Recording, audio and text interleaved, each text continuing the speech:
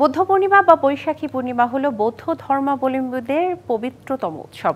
এই পূর্ণ উৎসব বৈশাখ মাসে পূর্ণিমা তিথিতে উদযাপিত হয়। বৈশাখী পূর্ণিমা দিনটি বুদ্ধের স্মৃতি বিজড়িত। এই পবিত্র তিথিতে বুদ্ধ জন্মগ্রহণ করেছিলেন, বোধি বা সিদ্ধি লাভ করেছিলেন এবং মহাপরিনির্বাণ লাভ করেছিলেন। সারা দেশে এই দিবসটি যথাযোগ্য মর্যাদার প্রতি বছরই পালিত হয়। বৌদ্ধ ধর্মের উৎসব হলেও ধর্মীয় সম্প্রীতির দেশ হিসেবে বাংলাদেশের সর্বসাধারণের জন্য এই দিনটি সরকারি ছুটি থাকে। প্যাগোডায় প্যাগোডায় চলতে থাকে বৌদ্ধ ধর্মাবলম্বীদের দিবস উদযাপনের যাবতীয় কার্যক্রম। দিনটিকে ঘিরে শান্তি শোভাযাত্রা, বৌদ্ধ মঠে প্রদীপ জ্বালানো, পূজা এবং প্রার্থনার আয়োজন করেছেন বৌদ্ধ ধর্মের অনুসারীরা। দেশের বিভিন্ন স্থানে বৌদ্ধ বিহারে পূজা, প্রদীপ জ্বালানো, শান্তি শোভাযাত্রা, ধর্মীয় আলোচনা সভা, সমাবেত প্রার্থনা চলছে। জগতের সকল প্রাণী সুখী হোক, এই অহিংস বাণীর প্রচারক গৌতম বুদ্ধের আবির্ভাব, বোধিপ্রাপ্তি এবং মহাপরিনির্বাণ এই স্মৃতি বিজড়িত দিনটিকে বুদ্ধ পূর্ণিমা হিসেবে পালন করেন ভক্তরা। এসব নিয়েই আমাদের আজকের আয়োজন।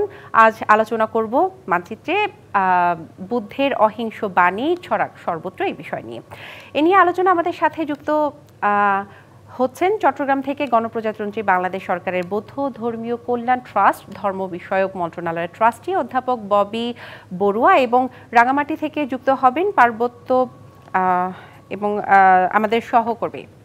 প্রথমেই চলে যাব আমাদের অতিথি ববি আপনার কাছে। আপনাকে বৌদ্ধ পূর্ণিমার শুভেচ্ছা জানাতে চাই। প্রথমে আপনি জানেন যে আজকে বুদ্ধ পূর্ণিমা, জাতিসংঘ এই দিবসটিকে ভেসাক ইন্টারন্যাশনাল ভেসাক ডে হিসেবে পালন করে এবং বাংলাদেশ এবং বাংলাদেশের বাহিরেও বৌদ্ধ ধর্মাবলম্বীরা আজকের দিনটি আসলে বিশেষভাবে পালন করে। এই দিনটিকে পালনের জন্য আজকের দিনটিকেই কেন আসলে বেছে নেওয়া হয়েছে, এটি আপনার মুখ থেকে শুনবো এবং কিভাবে দেশে দেশে এবং দেশের বাইরে দিবসটি পালন করা হয় আমাদের বিস্তারিত জানাবেন। অসংখ্য অসংখ্য ধন্যবাদ আপা। আজকের দিনটি, আজকে যে বৈশাখী পূর্ণিমা, আজকের এই দিনটি আমাদের বৌদ্ধ ধর্মাবলম্বীদের জন্য অত্যন্ত গুরুত্বপূর্ণ একটি দিন। কারণ এটিকে আমরা বলে থাকি ত্রিস্মৃতি বিজড়িত একটি দিন। কারণ আজকের এই দিনে বুদ্ধের বুদ্ধত্ব লাভ, বুদ্ধের জন্মগ্রহণ, বুদ্ধের বুদ্ধত্ব লাভ এবং বুদ্ধের মহাপরিনির্বাণ, এই তিন স্মৃতি বিজড়িত আজকের এই দিনটি। এই জন্য এটা আমাদের কাছে অত্যন্ত গুরুত্বপূর্ণ। আজ থেকে ২৫ বছর আগের কথা, খ্রিস্টপূর্ব ৫২৩ সালে পৃথিবী যখন নিমজ্জিত হচ্ছিল হত্যা, হিংসা, হানাহানি, রাহাজানিতে, ব্রাহ্মণ্যবাদের বর্ণভেদ প্রথা, অন্ধকারাচ্ছন্ন যে নানা রকমের কুসংস্কারে যখন অন্ধকারে নিমজ্জিত হচ্ছিল সারা বিশ্ব, ঠিক তখনই সারা বিশ্বকে আলো করে এই পৃথিবীতে জন্মগ্রহণ করেছিল বর্তমানের ভারতে এবং তৎকালীন সময়ের ভারতবর্ষ এবং বর্তমানের নেপালের কপিলাবস্তু নগরে রাজা শুদ্ধোদন এবং মহামায়া গৌতমের কোল আলো করে এসে জন্মগ্রহণ করেছিলেন কুমার সিদ্ধার্থ। কুমার সিদ্ধার্থ যখন জন্মগ্রহণ করেছিলেন, এর পরবর্তীতে তিনি চারপাশে যখন জরা বেদির মৃত্যু দেখছিলেন, তিনি আহত হচ্ছিলেন, তিনি কষ্ট পাচ্ছিলেন, তিনি এই থেকে মুক্তির পথ খুঁজে বের করছিলেন। তার যখন ৩৫ বছর বয়স, তিনি তখন ৬ বছর টানা ধ্যানমগ্ন হয়ে তিনি বুদ্ধত্ব লাভ করেছিলেন এবং বুদ্ধত্ব লাভ করেই তিনি সারা বিশ্বে ছড়িয়ে দিয়েছিলেন অহিংসার বাণী। তিনি বলেছিলেন, জগতের সকল প্রাণী সুখী হোক, সব্বে সত্তা সুখিতা ভবন্তু।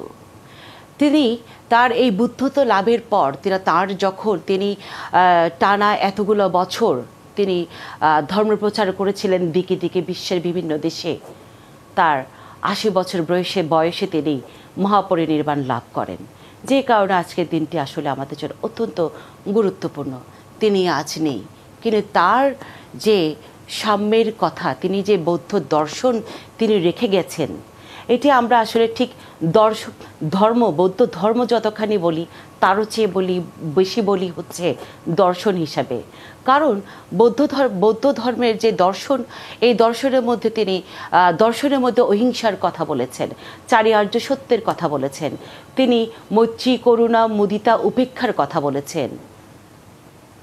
যে মৈত্রী করুণা মুদিতা উপেক্ষার মধ্য দিয়ে আমরা একজন পরিশীলিত একজন পরিশুদ্ধ মানুষ হিসেবে আমাদের জীবনকে গঠন করতে পারি, জীবন চর্চার ধারক এবং বাহক। এই যে বৌদ্ধ দর্শনকে যদি আমরা নিজেদের মধ্যে ধারণ এবং লালন করতে পারি, তাহলে আমরা শুদ্ধ মানুষ হিসেবে গড়ে উঠতে পারি।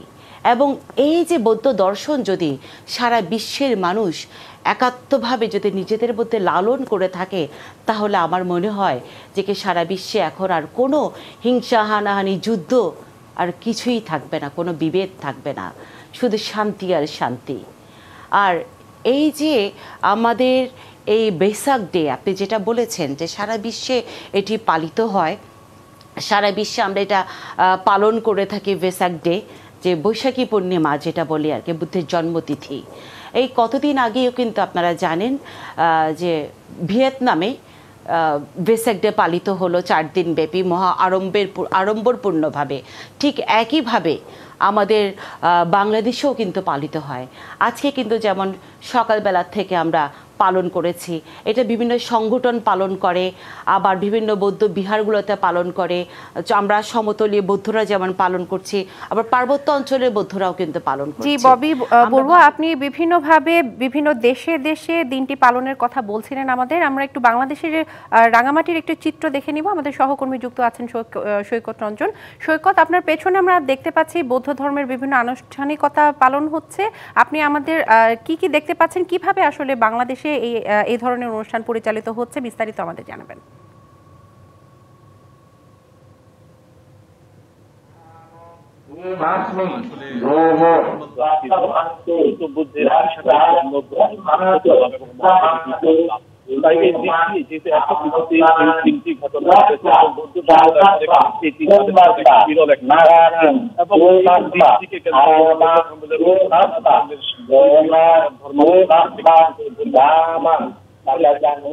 সকাল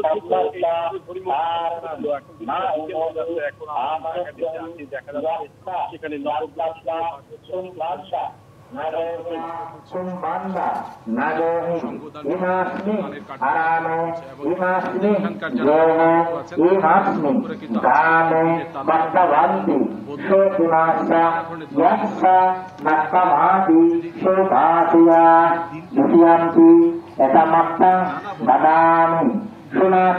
আমরা বৌদ্ধ ধর্মাবলম্বীদের বড় অনুষ্ঠান বুদ্ধ পূর্ণিমার একটি খণ্ডচিত্র দেখছিলাম রাঙামাটি থেকে, এবং আমাদের সাথে যুক্ত ছিলেন ববি বড়ুয়া। আমরা মানচিত্রে নিয়ে নিচ্ছি ছোট একটি বিরতি, ফিরবো আবারও, ততক্ষণ সঙ্গেই থাকুন। দেখছেন মানচিত্র। আজ আলোচনা করছি বুদ্ধের অহিংস বাণী ছড়াক সর্বত্র এই প্রসঙ্গে। এই নিয়ে আলোচনায় আমাদের সাথে যুক্ত আছেন চট্টগ্রাম থেকে গণপ্রজাতন্ত্রী বাংলাদেশ সরকারের বৌদ্ধ ধর্মীয় কল্যাণ ট্রাস্ট ধর্ম বিষয়ক মন্ত্রণালয়ের ট্রাস্টি অধ্যাপক ববি বড়ুয়া।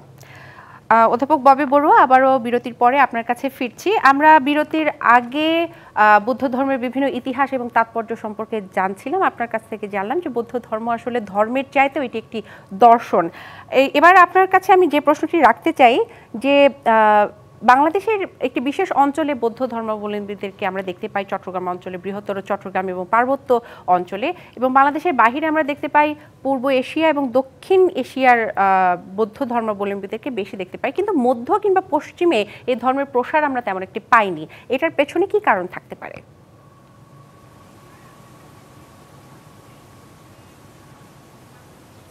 ধন্যবাদ আপা, আপনার প্রশ্নের উত্তর আমি দেব।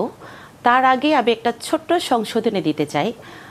আপনি এর আগে যখন আমি কথা বলছিলাম, তখন আমি 2500 বছর পূর্বে খ্রিস্টপূর্ব 623 অব্দে বুদ্ধের জন্মলাভের কথা বলতে গিয়ে আমি হয়তো স্লিপ অফ টাং করে হয়তো 250 বছর বলে ফেলেছি। এই জন্য আমি দুঃখ প্রকাশ করছি। এটা হবে 2500 বছর পূর্বে। আর আপনি এখন যে প্রশ্নটি করেছেন, এটির উত্তর হলো এই যে আমি বলেছি যে বুদ্ধের জন্মলাভ কিন্তু করেছে তৎকালীন ভারতবর্ষে, অর্থাৎ বর্তমান নেপালের কপিলাবস্তু নগরে, এবং এর পরবর্তীতে বুদ্ধের মহাপরিনির্বাণের আগ মুহূর্ত পর্যন্ত বুদ্ধ ধর্মপ্রচার করেছেন। কিন্তু বুদ্ধ ধর্মপ্রচার মূলত দক্ষিণ এশিয়া এই সমস্ত জায়গাগুলোতে অনেক বেশি ধর্মপ্রচার তিনি করেছেন, কিন্তু পাশ্চাত্য বা পশ্চিমা দেশগুলোতে ওভাবে বিস্তার কিন্তু ঘটেনি। কিন্তু এক্ষেত্রে আমি বলবো যে একটু আগে বলেছি না যে বুদ্ধের দর্শন, এই বুদ্ধের দর্শন এখন এত বেশি বিস্তার লাভ করছে যে পশ্চিমা দেশ বলেন, মধ্যপ্রাচ্যের দেশ বলেন, বিশ্বের বিভিন্ন দেশে এখন প্রান্তে প্রান্তে কিন্তু বৌদ্ধ দর্শন কিন্তু ছড়িয়ে পড়ছে। যে কারণে এখন বিশ্বের বিভিন্ন দেশের মানুষেরা বৌদ্ধ দর্শনকে একটি দর্শন হিসেবে চিন্তা করছে এবং একই সঙ্গে এই দর্শনকে নিজেদের ভিতর ধারণ করছে। এটা ধর্ম হিসেবে না হোক, দর্শন হিসেবে নিজেদেরকে ওভাবেই উৎকৃষ্ট করছে, উৎকর্ষ সাধনের চেষ্টা করছে। আপা জি, অধ্যাপক ববি, আপনার কাছ থেকে আমরা সুন্দর সুন্দর অনেক নানা তথ্য পাচ্ছি। আপনার কাছ থেকে আরেকটি বিষয় আমি জানতে চাইবো যে বৌদ্ধ ধর্মের বেশ কিছু বিষয় কিন্তু আমরা হিন্দু ধর্মেও দেখেছি, বিশেষ করে গৌতম বুদ্ধকে শ্রী বিষ্ণুর নবম অবতার হিসেবে মনে করা হয়, এমন একটি তথ্য আমরা পেয়েছি। তো হিন্দু ধর্মের সাথে বৌদ্ধ ধর্মের কি কোনো মিল আছে কিনা, এবং মিল এবং অমিলের জায়গাটুকু জানবো, এবং পাশাপাশি অন্যান্য বৃহত্তর যে ধর্মগুলো আছে ইসলাম কিংবা খ্রিস্টান, এদের সাথে বৌদ্ধ ধর্মের যে অনন্য হিসেবে ধরা হয় কোন ক্ষেত্রে আসলে ধরা হয়, আমাদের বিস্তারিত তুলে ধরবেন।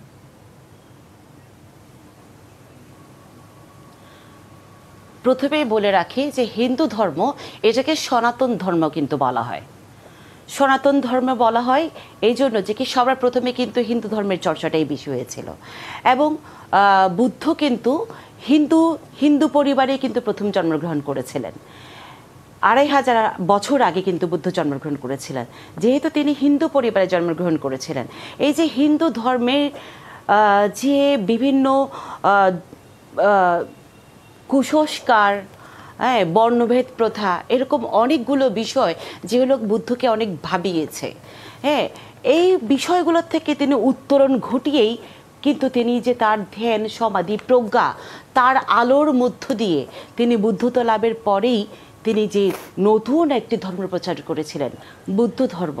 এটা একটি পরিশোধিত ধর্ম, এই কারণে বলা হয়। এবং একই সঙ্গে অধ্যাপক ববি, হিন্দু ধর্মের যেহেতু উনি জন্মগ্রহণ করেছেন সেহেতু আসলে অনেকটা মিল খুঁজে পাই। আমরা এবার চলে যাব রাঙামাটিতে, সেখানে পার্বত্য ভিক্ষু সংঘ বাংলাদেশের সভাপতি এবং সংখ্যারাম বৌদ্ধ বিহারের বিহারাধ্যক্ষ শ্রদ্ধালঙ্কার মহাথের যুক্ত আছেন।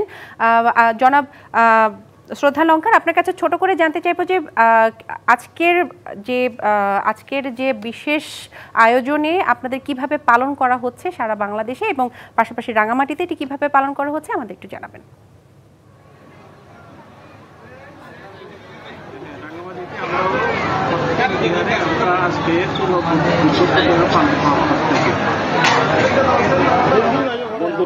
প্রত্যেকটি বিহারে রাঙামাটিতেও শুভ বুদ্ধ পূর্ণিমা পালন করা হচ্ছে।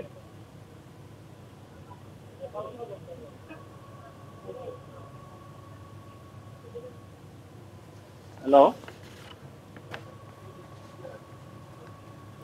জি, আজকের বৌদ্ধ পূর্ণিমায় মানুষের অংশগ্রহণ কেমন দেখছেন?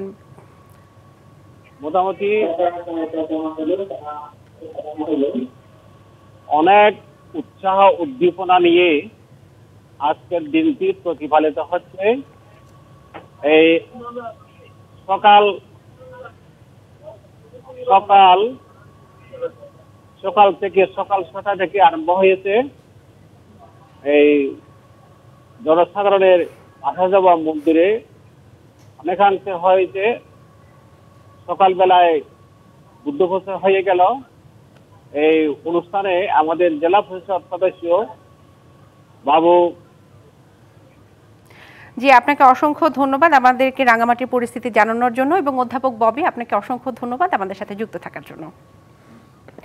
দর্শক, এই ছিল আমাদের আজকের মানচিত্র। আগামীকাল অন্য কোনো বিষয়, অন্য কোনো এলাকার অতিথিদের নিয়ে হাজির হব টিভিসি নিউজের সঙ্গে।